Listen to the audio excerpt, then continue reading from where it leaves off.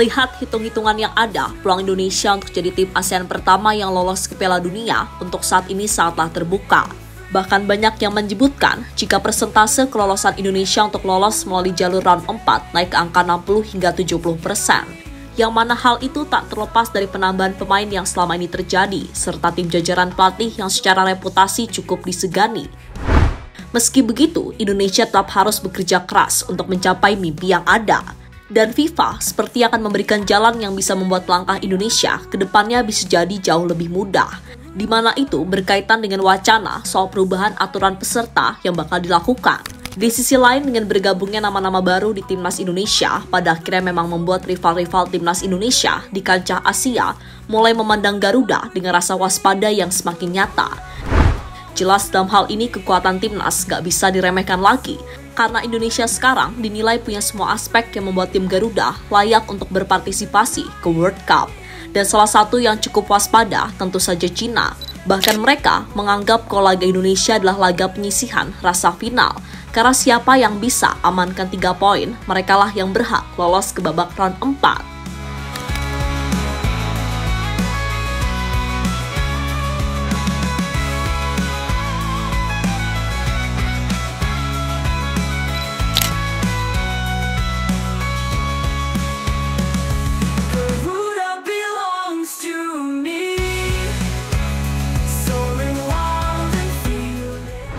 Cina sepertinya telah membuka genderang panas ke Indonesia, di mana salah satu media besar di sana, yaitu Sohu, secara terbuka melontarkan Saiwar yang menjadi bumbu jelang laga 5 Juni mendatang.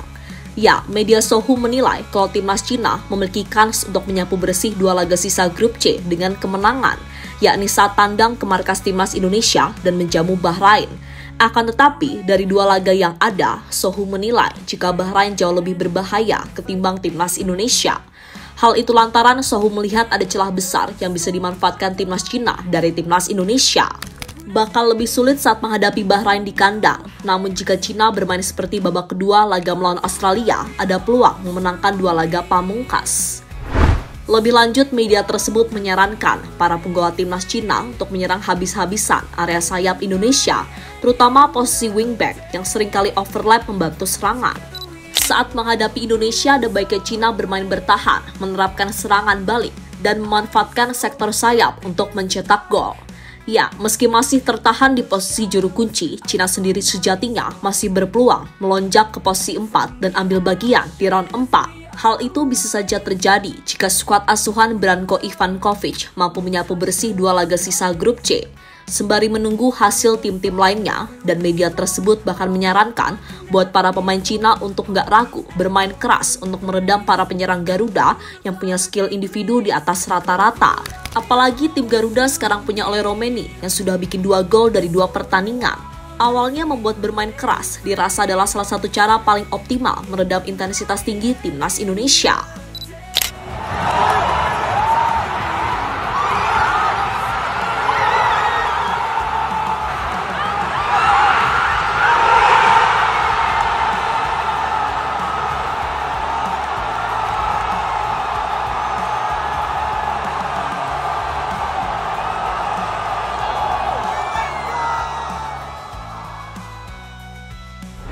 Sementara itu, melihat perkembangan pesat timnas Indonesia, membuat media-media di Cina turut menyoroti perkembangan dan kualitas dari timnas Indonesia saat ini.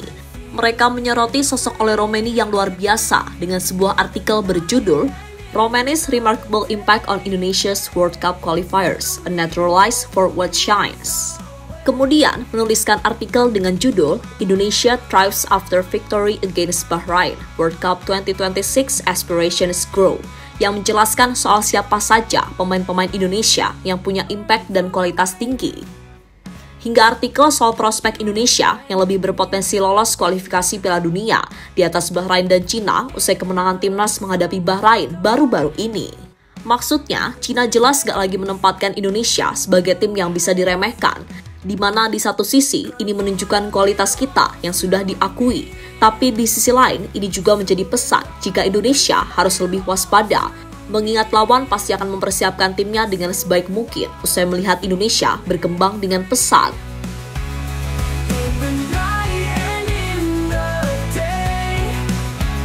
Together we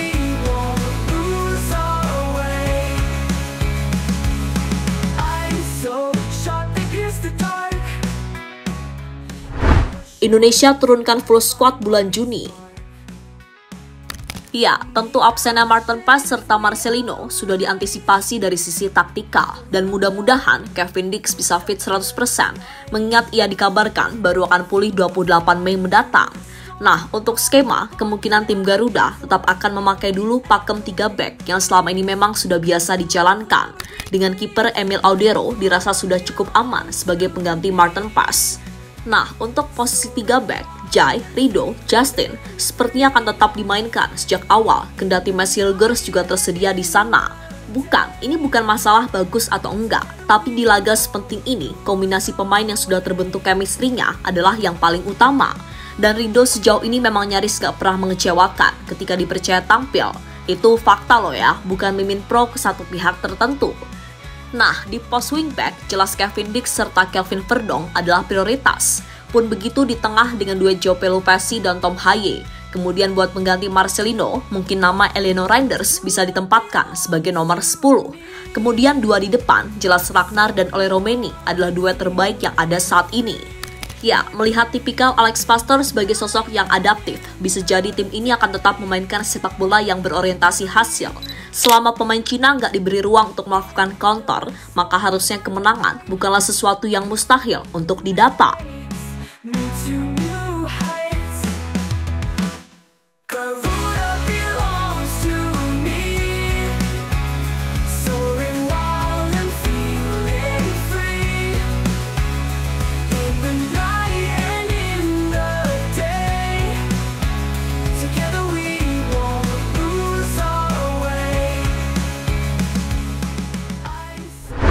Indonesia di depan Cina.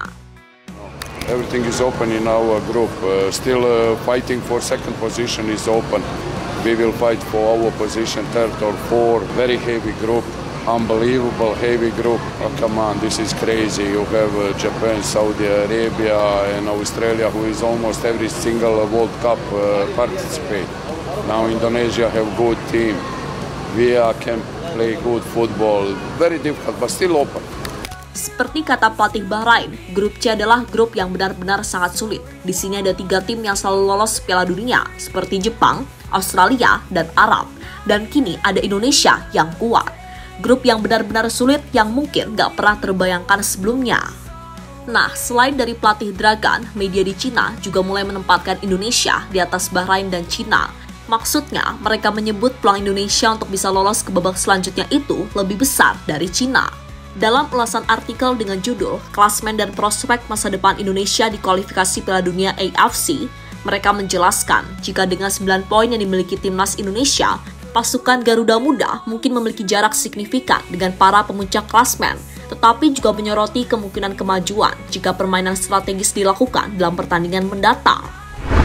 Maksudnya, finish di posisi ketiga atau keempat adalah posisi yang realistis untuk Indonesia dengan 2 pertandingan sisa. Menang lawan Cina adalah kunci dan tim Garuda punya banyak alasan untuk bisa mengalahkan timnas Cina di kandang sendiri pada 5 Juni mendatang. Cina sendiri saat ini tengah dalam kondisi yang goyah, usai dalam 3 laga terakhir mereka selalu mengalami kekalahan.